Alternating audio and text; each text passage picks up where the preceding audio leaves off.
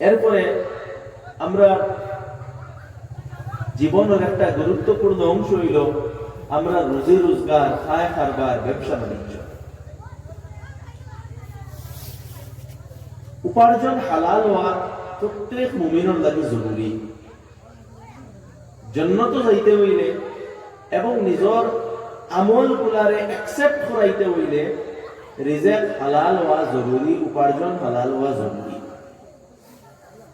Income যদি হালাল থাকে না, আপনি হাজারো উমরা করেন, হজ করেন, হাজারো ইবাদত করেন, কোনো কিছু কবুল হইতো নাই যদি ইনকাম যদি হালাল থাকে না। ইনকাম হালাল হওয়া জরুরি।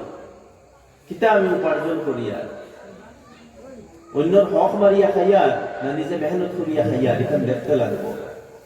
ঘুষ খাইয়ার নি, সুদ খাইয়ার নি, না নিজে মেহনত করিয়া খামাইয়া খাইয়া, এটা দেখতে লাগবো।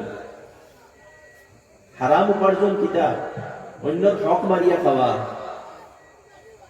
অন্যর আপনার হক চুরি করিয়া খাওয়া, ডাকাতি করিয়া খাওয়া, আনা করিয়া অন্যর হক রে অন্যরে ঠগিয়া খাওয়া, সুদ খাওয়া, ঘুষ খাওয়া, স্কিমর পয়সা মারিয়া খাওয়া, আমানত খেয়ানত করা, মসজিদের পয়সা, মাদ্রাসার পয়সা, উম্মতের পয়সা, পাবলিকের পয়সা মারিয়া খাওয়া, করাপশন করা, সবগুলা হারাম ইনকাম।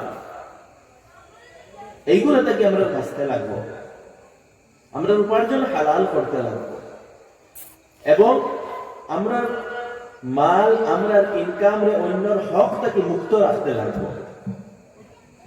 মালর ব্যাপারে, হকর ব্যাপারে আমরা খুব বেশি উদাসীন, খুব বেশি গাফিল এবং বিশেষ করে মিরাসের ক্ষেত্রে আমরা খুব বেশি গাফিল। প্রায় ফ্যামিলি